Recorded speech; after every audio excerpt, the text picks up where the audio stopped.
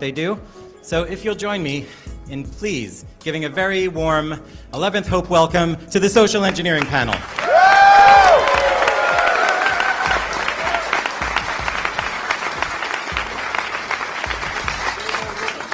Well, greetings everybody. Here we are again, the 11th Hope, social engineering. What we're going to do is introduce the panel, maybe tell a couple of stories, maybe try a few tricks, but mostly talk about the theory of what social engineering is all about, which to me is about building trust with people who really shouldn't be trusting you. But there is a lot of information. As long as people have the information, there is always going to be a weak point, no matter how many computer systems, no matter how much encryption you have. As long as you have one dimwit that will give you something they're not supposed to give you, you're going to be able to get in and affect all kinds of chaos. And of course, that is the goal tonight. My name is Emmanuel, and I've been social engineering pretty much all my life. It's a fun way to get around and get things done.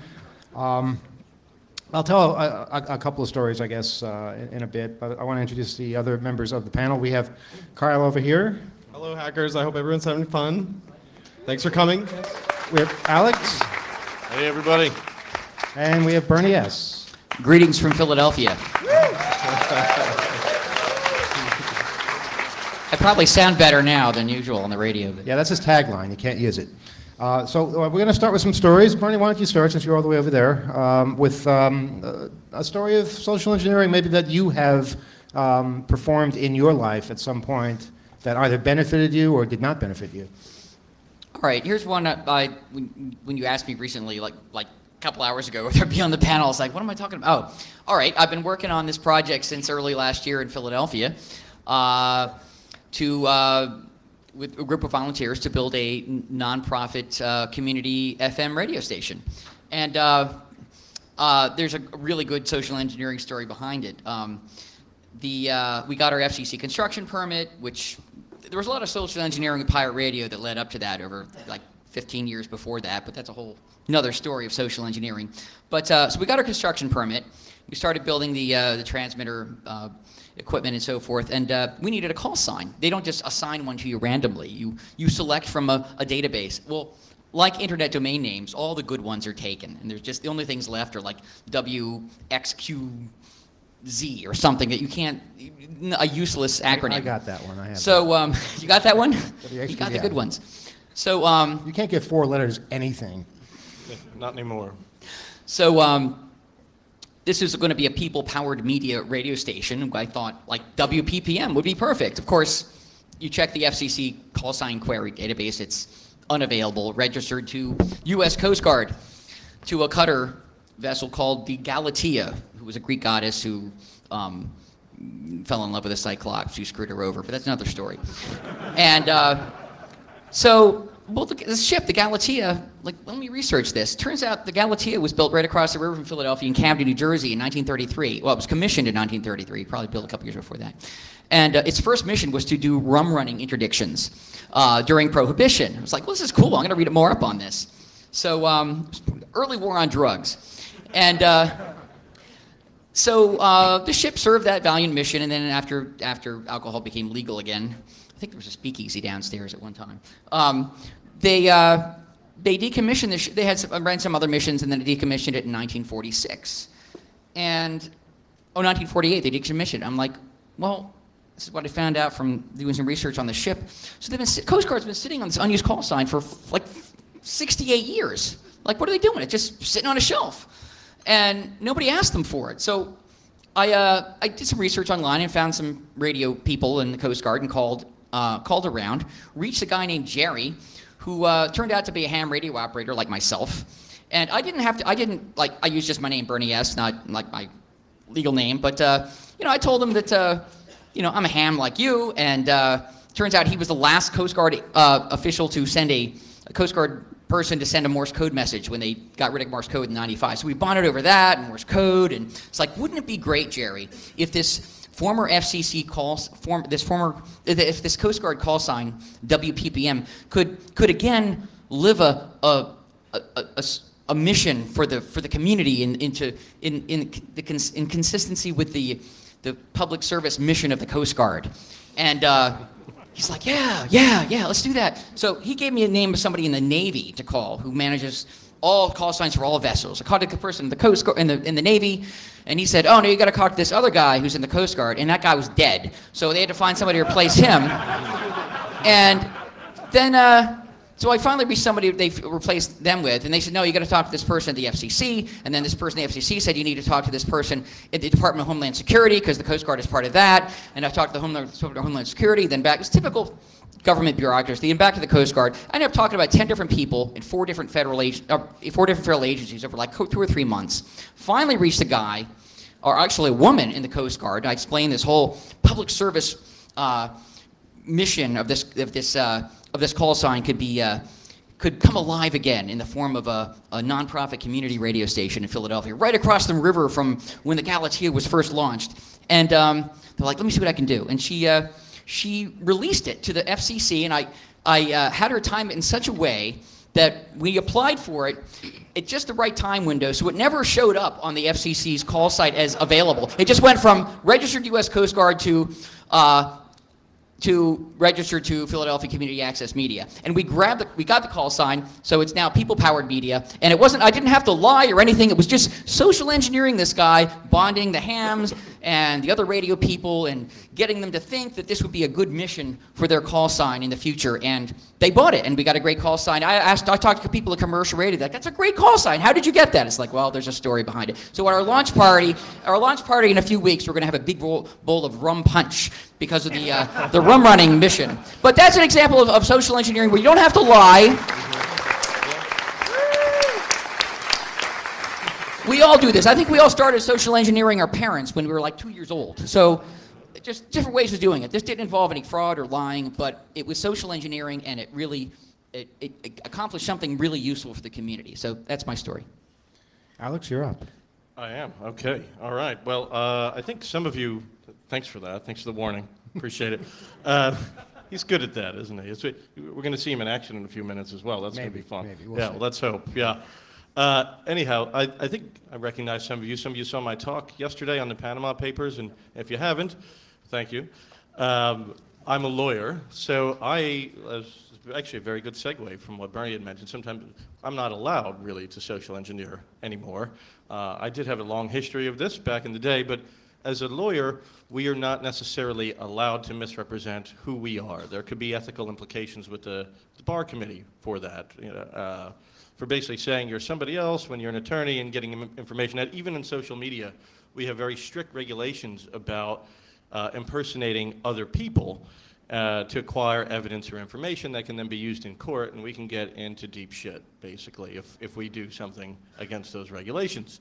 So I'm very constrained about that, but that doesn't mean that I have to be fraudulent. I can still social engineer. I can still essentially use the trust of other people to my advantage, and I have done so in many occasions, of course. One particular case comes to mind, and it's also another good segue because this was really in the public interest, and it was a pro bono case that I had several years ago, and it wound up in the New York Post and the Daily News, and we were on 1010 Wins and the New York Magazine. I represented a poor woman and her 2 kids, an indigent woman and her 2 kids that came out of a homeless shelter, and they lived in housing in Queens. And I inherited this case from an associate at my prior law firm. He left, and I thought, well, this will be good experience. I'll go into court. I'll knock around the landlord's attorney for a little while, and this will be that. The house will be, I'll get a judicial order compelling the landlord to fix the property so that this poor woman and her 2 kids can live in it, and this will be done. Well, it wasn't that easy. This actually wound up dragging out over 2 years. I went to court 32 times on this matter, and I lost my bonus from my big law firm 2 years in a row because I spent too much time on this case and they wouldn't give me credit for it. So that's, it cost me a lot of money as well. But one of the things that complicated this was that the landlord herself, I won't go into too many details about her, but was very sketchy. And when she showed up for court the first time, it was a young, fairly attractive, blonde sorority girl from a local university on Long Island owning a property in a predominantly black area in Queens, which kind of struck me as a little bit odd. So I started to try to co-opt her attorney and figure out what the hell is going on here. This is a very unusual situation. So we started talking about Long Island, various bars, Nassau County, and I got him to sort of trust me. And then I just presumed to know a few things, kind of guessing. And then he assumed that I knew these things because I guessed right about them, and he gave me a couple bits of information that I was then able to combine. These tiny little bits of information, namely actually mostly about addresses. So it wasn't anything really confidential, but he gave me a couple addresses, and with those addresses I was able to combine real property records from ACRIS, an online database in New York where you can look up real estate transactions going back basically about 100 years. It's actually pretty cool to just play around with, to determine that essentially this landlord had acquired the property that was in foreclosure and was in disrepair, essentially through what appeared to be mortgage fraud. And not only was it this property, but when you traced out the transactions of the corporate entities of these particular parties in the transactions, it led to more mortgage fraud. Bless you, by the way. And then when you trace out those transactions, it led to more mortgage fraud and more mortgage fraud and more mortgage fraud. And I basically stumbled on a mortgage fraud scandal worth tens of millions of dollars running all throughout Queens and Brooklyn. And I didn't know what the hell to do about this, because my job was essentially to get the property in good repair so that my client and her kids didn't have to go back into a homeless shelter. So, and my job is not to enforce the law. My job is, as an officer of the court, I have an obligation to the court to be truthful and make accurate representations.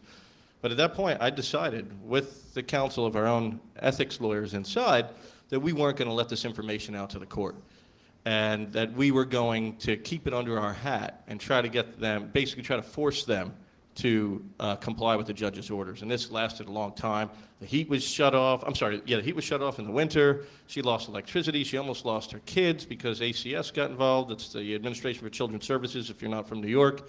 So that's why there were all these emergency situations required me to go to court, jump into action. The house flooded with sewage.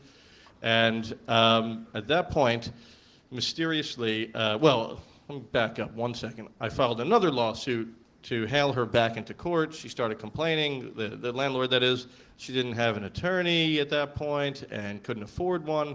Yet my process servers, when I was hitting her with a subpoena, were writing down the license plate numbers of all the cars in the driveway, one of which was a brand new Mercedes.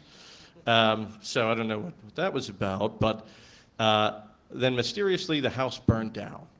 And yeah, I think they thought that if the house had burned down, that it would make the case go away. But I had already made the case about contempt, and I was asking the court to throw the landlord in jail at that particular moment for what she did to these two kids and her mother.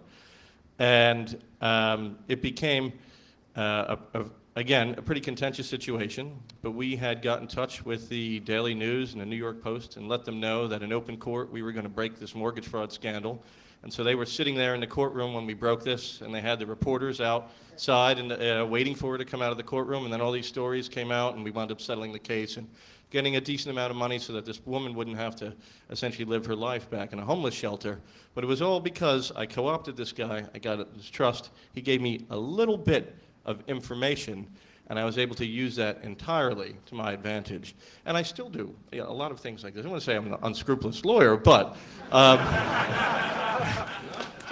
you know, I think having a hacker background definitely makes a world of a difference in negotiating tactics.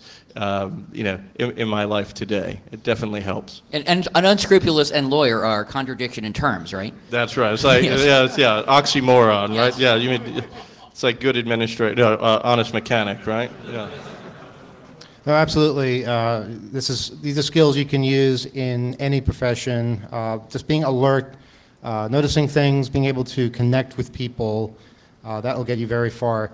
Kyle's going to talk to you in a moment, but I think first we want to do one little exercise here. All right. So, what do we have there? We have a tiny picture. Shouldn't it be the whole screen? Well, no, it's not you. It's okay. Can you guys see what that is? It's a truck. Okay. Now it's not even a truck. Yeah. Oh, that's a truck. Now, you might see a truck like that all the time and not think anything of it.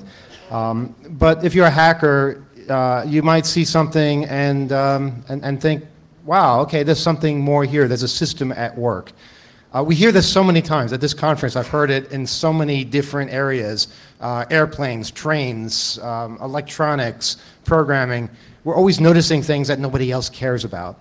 And Kyle and I were walking around a few weeks ago. We noticed one of these trucks. That's tiny again. And we were wondering, okay, these trucks are everywhere. What are they doing? Because they're going around in the middle of the night, and they're outside of Starbucks. So we figured out that this Bartlett company is actually the distributor for Starbucks in the Northeast. And so we figured, how does that work exactly? How does that relationship work? It doesn't say Starbucks on it. They don't want people to know that they're delivering to Starbucks. But it's not hard to figure out because it's an 18-wheel truck parked outside of Starbucks for about half an hour. And then we started wondering, okay, so how do these guys get into the Starbucks? How does that work? Do they have a special kind of code? Is the key left under the mat? Is there an employee waiting for them someplace? We were curious, and that's really all it is. It's curiosity. We have no ill intent. We see a system at work here, and we're curious, how does that system work? Well, most people would just kind of give up at that point and say, well, I guess we're just not meant to find out. But fortunately, we know of this thing called the internet.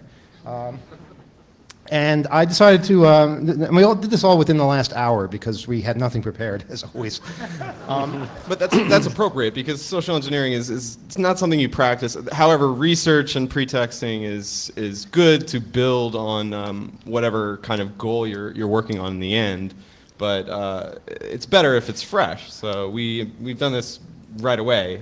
It's all sort of our own digging. So keep in mind, we know nothing. We knew nothing. We still don't know very much about this. We're learning right now about this whole relationship. So we looked on the internet to see if anybody was talking about the relationship between Starbucks and Bartlett, and we came upon this wonderful site known as Reddit, which.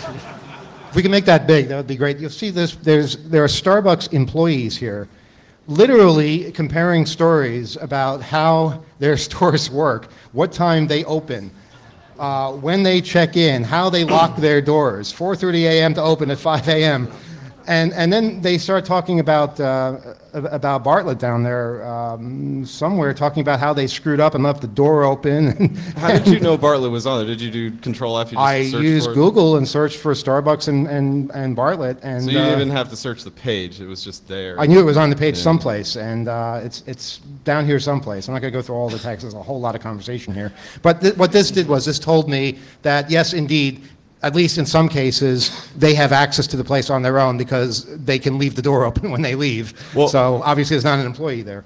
Right, but we still didn't have any real, they didn't reveal necessarily how they get in or the operational structure of how that works, but definitely the folly of having these guys there and the mistakes that are possible with that system. So now with social engineering, you pick up key phrases, you pick up words, and people trust you because you know those words. So when I call a Starbucks and I say something that involves the word Bartlett, they're going to know that I know what I'm talking about because they know what Bartlett is. If I was to call them and say, yeah, do you leave your door unlocked at night? They're probably not going to believe that I am deserving of any more information from that point. But if I inject Bartlett into it, maybe they'll give me more information. I don't know. We have not tried this. It's all untested. And this is an exercise in social engineering, which oftentimes, I think more times than not, fails.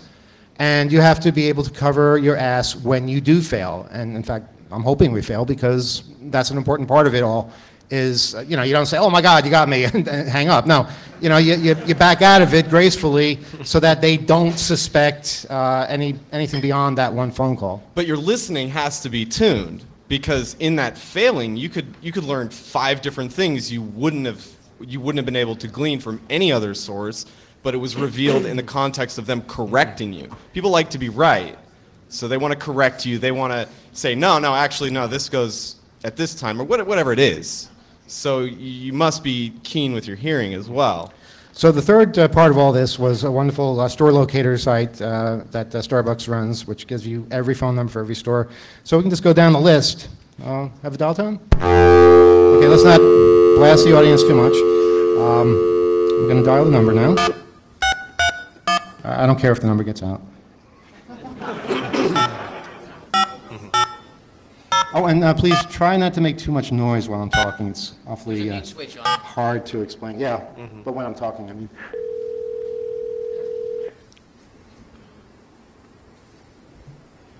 Crooked Hill Starbucks, this is Margaret speaking. How may I help you? Yeah, hi, this is Ralph from Bartlett. I'm calling back about the problem we had with access the other day.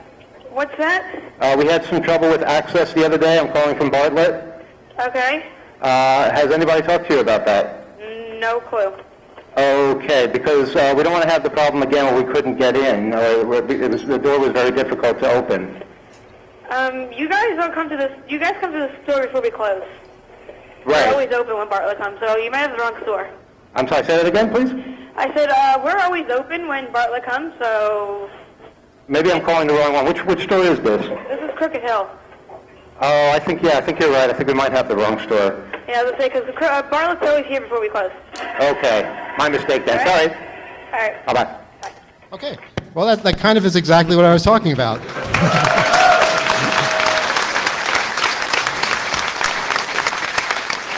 Did she give you? I love this panel. I can fail and still get applause. Yeah.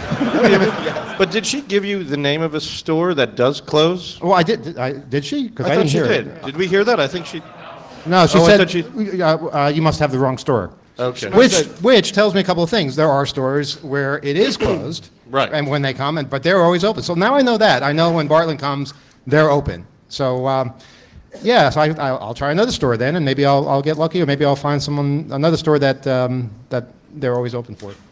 So I don't have any specific stories because I have so many. I kind of maintain, in contrast to what Alex was saying, that we're always misrepresenting ourselves. I mean, I don't want to get too Shakespearean, but I think that that charisma, that empathy I've talked about on the panel in the past, those are part of all of our personalities, and I dare say part of survival in a lot of ways. Whether it's getting your phone bill corrected or getting out of a situation. I mean, I think us telling NSA security we were looking for a restaurant by the museum there, I think that counts. Well, yeah, when you're pulled over by a bunch of NSA cops, you have to tell them something. Yeah, and and when you have 100 millimeter, you have a camera between, and you're definitely doing some capturing of imagery, and so that was a situation where, yeah, it was like, oh, the camera was on the floor, and I'm like trying not to be a journalist, and that's actually apropos. I think there's a lot going on with that now, and as someone who is a journalist, I often, when we travel, represent myself or misrepresent myself as someone who is not in journalism because of, how things have been going and how they may go here in this country. Well, sweet talking cops, that's definitely absolutely a good use of social engineering. The officer, I wasn't up to anything really. Yeah. And looking normal. It doesn't work when you go on the roof though, so don't try it then. Yeah. The security, they'll give the story to the cops right from the video. But Alex, what you were talking about also, process service. I was a process server at one point, and that's ripe for it. That doesn't surprise me. But it was interesting work. But yeah, I mean, there are so many hats you can wear, so many different types of jobs to gain entry, to get a sense of what's on the other side, if it's the other side of the door, if it's a system. Whatever that may be, you have a plethora of things you can be to someone else to get at information or whatever the goal is. The important thing is to be seen as a trusted person. Like for instance, okay, I'll give you an example. You walk into a bank. I've done this. I've walked into many banks. And the bank that I use most often, they know me, so they don't ask me for ID when I withdraw money. However, other branches don't. So they would ask me for ID. But I tried a trick one time. I tried to get around that system. What I did was I walked in. I know where the bank manager's office is. It was on the left. Saw the bank manager, waved. Now, you'd have to be a complete dick not to wave back when somebody waves at you, so they wave back at me. Teller sees this. Oh, he knows the bank manager, so they must be cool. Didn't ask for ID. Something as simple as that. And I didn't rob the bank. I took it out of my own account. But still, that's how you gain trust. A simple hand gesture sometimes can do it. Another thing that comes to mind is credentials. There's a lot of different types of things you can apply for. I got several different forms of identification. I'm not going to get into it, but just by passing background checks, you can become someone who can go into all kinds of places and not necessarily be in any kind of industry. Specifically, like with a lot of the logistics, just to get supplies here and create the event, getting a CDL license. Now, I mean, that's kind of sensitive right now, but driving trucks, all kinds of different levels of access become available when maybe just a $5 application fee or something simple, and passing right through whatever screening, you then become something else that or you might have some verification, some things to show that would support who you're, whatever character you're creating to gain that trust and go down that sort of that logical path and help them with their decision making as to like if they're going to assist you if you're in distress or something's wrong, that kind of thing, to get them on your side and help you, whether it's remote on the phone or in person, like at a security gate talking to somebody. I don't know. Yeah. Unless we're ready to make a phone call, I'll I'm talk always ready about- to make a phone call, but Yeah, do you wanna- go ahead. Okay. Go ahead, I've got something. All right, because Always. I don't want to interrupt that. That's why I'm here too. Anyway, I think, well, I'll take a poll. Do you guys want to hear why I think lawyers are susceptible to social engineering? I mean, in particular, Yes. and I think it's extremely dangerous. And I need to preface it why I'll tell you this. Actually, I don't want to get in trouble here, but. I think lawyers, and it is very dangerous, and I put this out there so that other lawyers will become aware that this is, I think, a great tactic, for social engineering lawyers. Establishing that trust, establishing like the Bartlett name, essentially, is really all you need to do. If you were so inclined to try to social engineer a lawyer, you would really be able to capitalize, and I mean social engineer with the intention of, let's say, gaining access to a law firm network. This is why I think it's extremely dangerous, and lawyers' practices are inherently insecure, because we love to friggin' write letters. We love to write letters to each other, and not just letters that, in the form of an email, but always attached as an attachment, as a PDF or something akin to that, where we write emails to each other and we say, please see the attached correspondence in the above referenced matter with the judge. And you say, and you see something come in, you say, oh shit, somebody sent a letter to the judge or to the court, I need to open this immediately. So, boom, you can pop them that way. But if you really wanted to establish trust, it's extremely easy to find all the cases that a lawyer has been working on or is actively working on by using the PACER system, the public access to court records. And you can find a lawyer's active cases, and you would look at which firm is his adversary. And at that point, once you have this knowledge of the lawyer's adversary, you could call a lawyer and impersonate that lawyer's PA, his personal assistant, or a paralegal from that law firm, and say, we're trying desperately to send you an email that contains correspondence with the judge in the matter of Smith v. Wesson, or something like that, and for some reason it's getting bounced by your email server. So without even registering, let's say, a confusingly similar domain name that would impersonate the adversary's law firm, you could then say, I'm going to send this to you from our Gmail. I really hope that this gets through. It's an extremely important letter. You send it over. Obviously, you know what to put in the attachment. The lawyer would open it up, and he would open up his it would pop his law firm immediately. You make your lateral moves inside, and there you go. I mean, it's extremely easy to establish that level of trust, but then you would have to back up. You would have to call up again and say, and probably apologize, and say, I'm so sorry. I know you're a senior partner at this particular firm. I got our matters completely screwed up. I really screwed up. could we just keep this to ourselves, please? Because my job is on the line here. And of course, the lawyer will say, don't worry about it, it's fine. He'll be relieved that there was no letter to the court in this particular matter and have no idea, quite possibly, that he just popped his entire firm. I think it's incredibly easy to establish this trust. Another thing that is extremely dangerous with the way lawyers have operated for a very long period of time is that in federal court, and every federal court has its own bar. So you need to be admitted to here in New York, let's say the Southern District of New York, and which is in Manhattan, and then the Eastern District of New York, which is Brooklyn and Long Island. Everyone has their own registration and their own registration number, but the number system is actually fairly consistent and hasn't changed until relatively recently. So you can go into previous filings and look at attorneys' registration information, which is their first initial, their last initial, and then none other than the last four of their Social Security number. That makes things a little bit easier as well. What's really bad? I mean, this is an incredibly bad practice, and now the federal courts have woken up to this, but these historical filings that contain that information are all there, and they're public records. That's a big problem. You can use that to establish trust very easily. Are we ready to make a phone call? Well, we're ready to at least think of something. Okay. Can we show on the screen what we have here? I really, we've got a, yeah.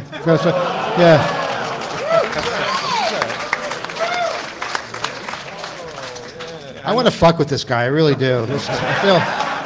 I mean, look, we've got a 10 gig network, we've got 3,000 hackers, the world's gone insane, so, you know, we have a moral responsibility to do something. All right, so a couple of things first. There's a phone number on this website. I don't know what's going to happen if I call it. I'm going to try to call it. I don't know what I'm going to say if they answer.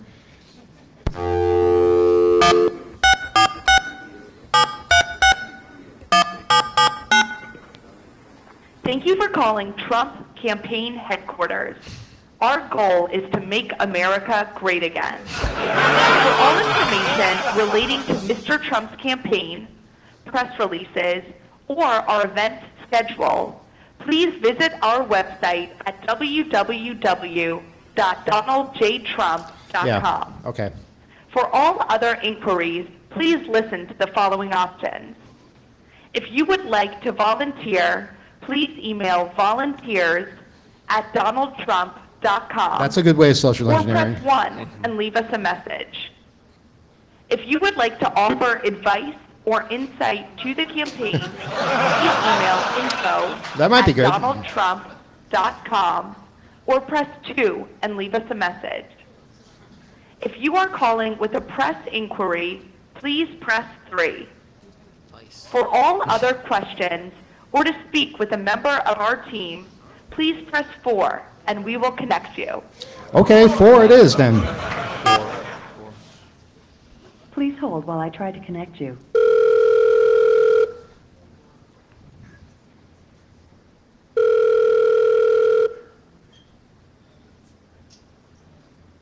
Just realized I have no idea what I'm going to say to these people.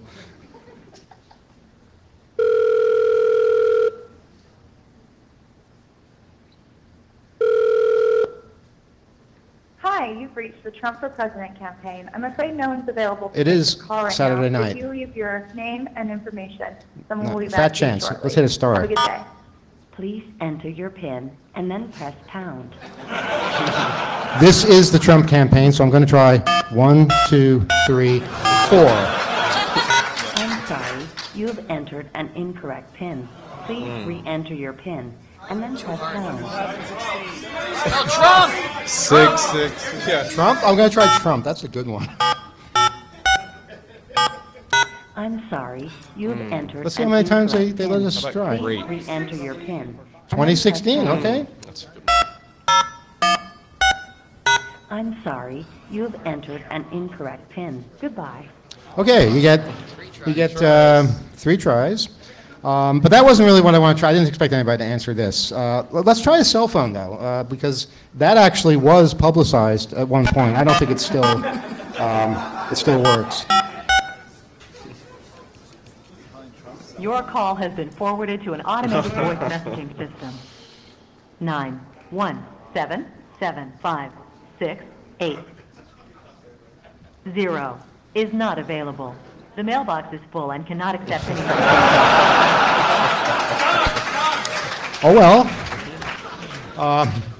We don't have to disguise that number. It ended in 8,000, which is unbelievable. But okay, again, this wasn't what I was really thinking we could do. I figure, you know, they just had their little shindig out there in Cleveland. They must be planning some other activities. Tomorrow's Sunday, right? And Sunday is Meet the Press Day. And sure enough, on Meet the Press tomorrow, look who's appearing. None other than Donald Trump and Senator Bernie Sanders. So, not together, but I thought it might be fun. Oh, we need the screen, please.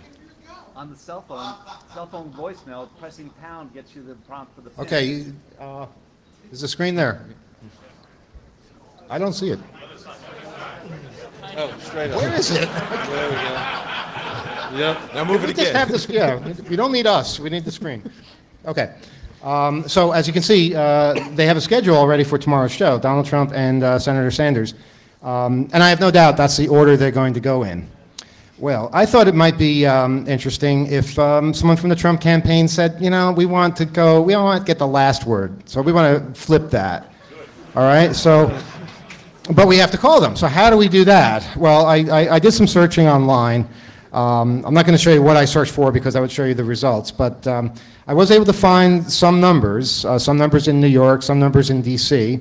And again, it's possible that nobody is there. But even if nobody's there, we can leave a message and maybe get the wheels in motion, because sometimes in social engineering you don't see the results, but you know you started the results. We back in college, I worked with some very mischievous people. We started a feud between two professors. Because our thing was cut and paste letterhead before desktop publishing. So we took someone from the Department of Mathematics. We took that letterhead and typed a nasty letter to someone in the Department of Physics. I forget what the exact issue was. Maybe it was a parking space. Maybe it was something in a building. I don't know. But very nasty words were spoken. And it went through the intra-campus mail, so it wasn't traceable in any way. It just went from one box to another, and no doubt it was received by that physics professor, who then sent a response equally nasty to the mathematics professor. The thing is, neither one of them sent either of those letters, but they both received them, and we know that something awkward happened after that. I don't know why we picked them. They did something that pissed us off. I don't know what it was. So anyway, that's the idea here, is to get wheels in motion, to have somebody at NBC saying, what the fuck does Trump want to do now? And even if we get voicemail, I need a name. I don't have a name. What name should I use? Roger. What? Drew. Drew is good. I like Drew. Drew. I can't hear you when you shout out. John Miller. John Miller? I know like 30 John Millers. Okay. Yeah, that was his pseudonym. Oh, that was a pseudonym. Yeah. Oh, what are you, crazy? I want to ask for John Miller. Like, that's a different thing, but somebody's got to ask for him to see if he actually. You know, you'll have 8 years to play these games. Oh God, no. Careful what you ask for. Yeah. Yeah, suggestions? I was just saying that was Trump social engineering by No, but do you have a name? Do you have a name for us? Are we looking for a name associated Just with a Trump? name, for God's sake, people. This is easy. Jonathan Guile. Roy. Jonathan Guile? I don't know. Where'd you come up with that one? I have no idea. Guile. Jonathan Last Guile. name Guile. It's a little bit of a pun. No, I mean it's. Okay, all right. No, I like Jonathan. You're probably unlikely to find a Mexican name on the mail. John Guile. How about that? Jonathan is just too. John Guile. Yeah. How about that? All right. Drew Guile. Drew. I like No, Drew. No, I like Drew at first. I don't like it anymore. Yeah. Drew sounds like somebody who should be on a yacht. Here's the thing, right. okay? I searched for NBC internal numbers online, and I found them. Okay, someone had their list of NBC internal numbers, and there it is online. So I was able to get a number for Meet the Press. So let's try this. I can't read my own writing. I think that's a 5.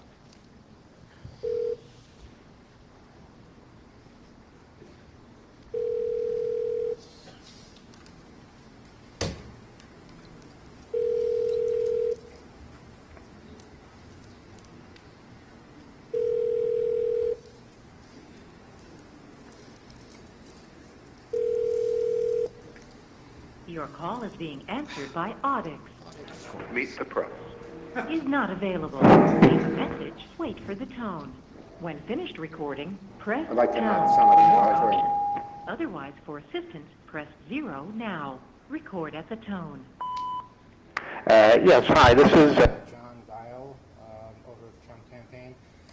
We We were in touch before, excuse me, we were in touch... before about the swap in the interview tomorrow with Mr. Sanders as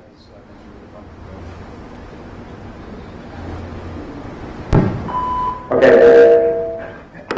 Abort. That was the weirdest thing ever. I don't know what happened there. Am I on? Okay. I don't know what happened. In the middle of my message, she said, "You have 45 seconds to finish talking," and then gave me another beep. So I was all confused. So that didn't go well at all. But if it did go well, we had the right tools at our disposal to be able to do that. We had the right phone number. We could have left a message, and maybe something will come of this. There is another half to all this, but I'll let other people talk for a moment while I gather myself. You got your mouth full there. Chewing on a mint. Are we still targeting Trump or looking for Trump ideas? I've got plenty of ideas, but go ahead, tell a story or something, or I'll just to go with when you run into situations like that, you've got your name, you've come up with this persona, like speaking to accoutrement of the character you're creating. I've spoken about voices in the past, but mood is a really critical thing. I mean, you can have a character and maybe a drawl or whatever their name is and so on, but what's going on with them? What's their state? Are they in a hurry? That kind of stuff is really critical to the believability and so on. You might have been able to save that if you were anticipating some disruption by saying you have bad connection or you're driving or something. Stuff like that helps because it builds out the believability. Well, it is hard. If you sound like you're going through, the Woodstock PA system, it's a little hard to explain that. That's what threw me off. So maybe the next call I make, if I know it's really difficult to get the balance right, but if I could be heard, but also not sound like I'm going through speakers, we'll do our best. Maybe hold the phone. I don't know. This is. You have to keep the receiver. It's an unusual way to do things. Usually, you're sitting on a phone by yourself, and you have all the time in the world. It doesn't take a few minutes. Okay, so now, Kyle, you actually found this one. Yes. We were looking for Trump people, and you found a list, I believe, of important people. Yeah. So I was thinking about, okay, so you need to, this is part of pretexting, part of doing your research, being prepared for eventualities. You want to know a little bit more than you have to know so that if something does come up, you can pivot or react and keep that up. So I was coming up with, so what would you want to know about the organization? You need to know the structure. So because it's this behemoth or whatever it is, it's got characters, actors within it, and media relations departments and communications directors and. Check it out. Under communications, you see that person there? Hope Hicks. Hope Hicks. Come on, is that not an invitation? So I searched for Trump media staff. And we found a pretty good. It's called Ballotpedia or something, but Hope Hicks came up. Yeah, I like that. The mystifying triumph of Hope Hicks. There's a lot of press about her. Donald Trump's right-hand woman. Right-hand woman.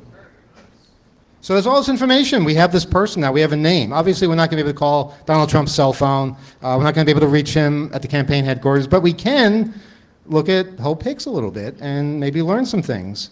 And there's this article all about her, about how this is a big change for her. Donald Trump introducing her saying, "This is hope, this is hope, this is hope," in that way of his. But he's saying this is hope, which I think is really funny. And we scroll down through this whole article, which is really a very long article about this one person. If you look down here, the demands of her schedule led to a breakup with her boyfriend of 6 years. And while she technically still lives in Greenwich with her sister, Mary Grace, when she's not traveling on Trump Force One, she stays in New York in a Trump apartment provided by the campaign. Well, okay, what have we learned here? We've learned she has a sister named Mary Grace who lives in Greenwich, which is in Connecticut. And it doesn't take much to go to whitepages.com and look up Mary Hicks. And look, there's her address right there in Greenwich, Connecticut. Now, you can't get the phone number because if you click on phone number, you have to sign up for something and you get all this malware and various other things. Yeah.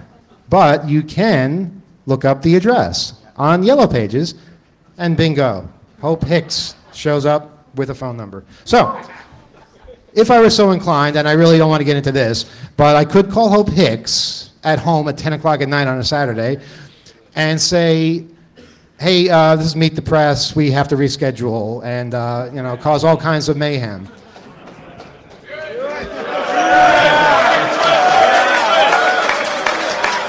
All right. I'll give it a shot, but let's keep the speaker down. I'm going to dial star 67 this time, which I forgot to do the other 2 times. Do you know, this is really weird. When you call out on this phone, do you know what the caller ID says? It says Hope. Now,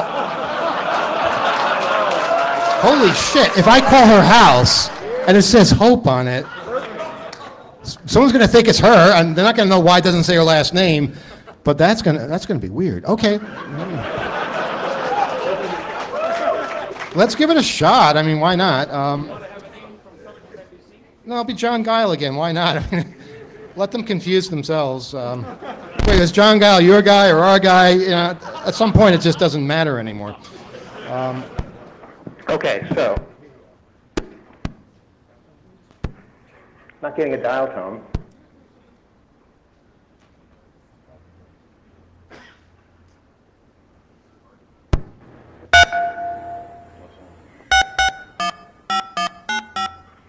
The number.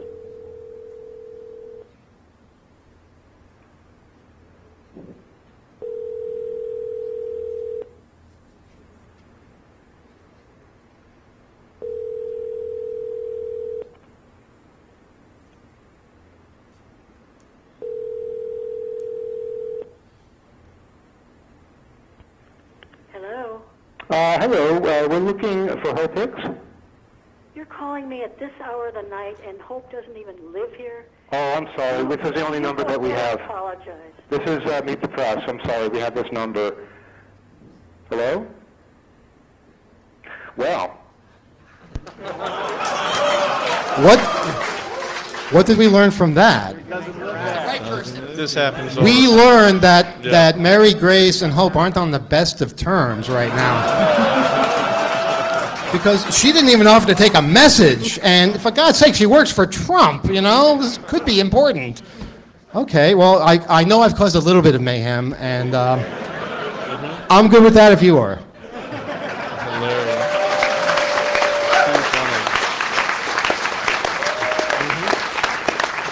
Oh, but Donald, it's just beginning. It's just beginning. We have all kinds of things planned. Any questions? Do we have a microphone there? If anybody wants to come up and tell their story or ask a question of us?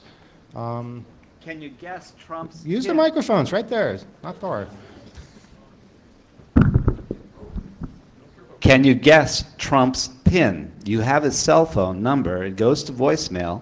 Can you guess his PIN? Well, not in front of an audience in 5 minutes, no, but... Right, it only gave us 3 tries. It only gave us 3 tries. I mean, put me in a hotel room for a weekend, maybe I could, yes. Let's all try. Microphone. I'm not listening to people who just shout out from the audience. Anyone else? You're a shy bunch. It's, no questions? We're overwhelmed. Yeah, okay, yeah, you're stunned. You're shocked. Starbucks headquarters. Ask if the refrigerator's running. Okay, all right. We're a little bit beyond that, all right. Well, I think that this Meet the Press scenario, if it wasn't so impromptu, and you literally had a couple of hours of And preparation. it wasn't 10 o'clock at night on a Saturday. It could be really highly effective to just prepare it with one email to this Meet the Press person. Of course, I yeah. see that you have some numbers and names here on. These are the numbers that we got just from an hour ago, looking it up on Google and Exactly. looking up people's names and things like that. But you see, how easy it was to reach somebody who was one step away from someone of influence. Not hard at all. We didn't wind up doing anything, and we might have just basically gotten a whole lot of suspicion, but we did get to those people. If you leave anything on the internet, you can be gotten to as well. It's really, really easy. There are very few people that can cover their tracks. But it's not hard to cover your tracks. You don't have to give your phone number out and your Facebook account. You don't have to use real information. You can confuse the system as much as possible and give fake info and fake details. And that way, when people try and start mischief with you, it might be a little bit more difficult. Eventually they could get something, but if you have fake information out there, maybe you'll be safe for a little longer, or maybe you'll know somebody is trying something. You'll get hints. You have a question? Go ahead. What are your feelings on responsible disclosure in social engineering? Such as? Do we have responsible disclosure? Do we have a responsibility to disclose if we find significant vulnerabilities? How do you draw that line? It depends what you are doing it for. I mean, if you're doing it for nefarious purposes, obviously that's not going to be high on your list. Someone in the hacker community, well, what we do is we print it in a magazine when we find out things. So I consider that to be disclosure. We're telling people things. Keeping it to yourself, I don't think that's really very responsible. It's a bit selfish. But sharing security vulnerabilities, including social engineering ones, I think is something that we need to learn from, and that other people benefit from others' failings. Maybe I was imagining it because no one else commented on it, but when you're on the Meet the Press call, didn't it say, or press 0 if you need assistance? Okay, then I would have gotten to meet the press operator, but probably I would have gotten another voicemail at this hour. You think so? Yeah, probably would have. Okay. Again, I wasn't really trying to screw it up so much, but more demonstrate how easy it is to get to the right people. I feel if it had succeeded, it probably would have been worse than if it had failed. I mean, I don't know. I'm not sure how they would have reacted to that. Go ahead. Someone was avoiding the call, so I made up a name that sounded like a descendant of a former president, like Ulysses something, Grant something or other, and started getting through with things like that. Okay. I don't really understand that, but all right. I think he's saying historically speaking, there's been precedents and precedents with presidents. I don't know. How do we have an incoming call? You know what? It's probably Mary Grace calling back. I'm sorry, Mary Grace. I really feel bad about this. No, I am not. No. Fine. Hello? I'm calling from Meet the Press. I'm returning your phone. Oh, yeah, well, why is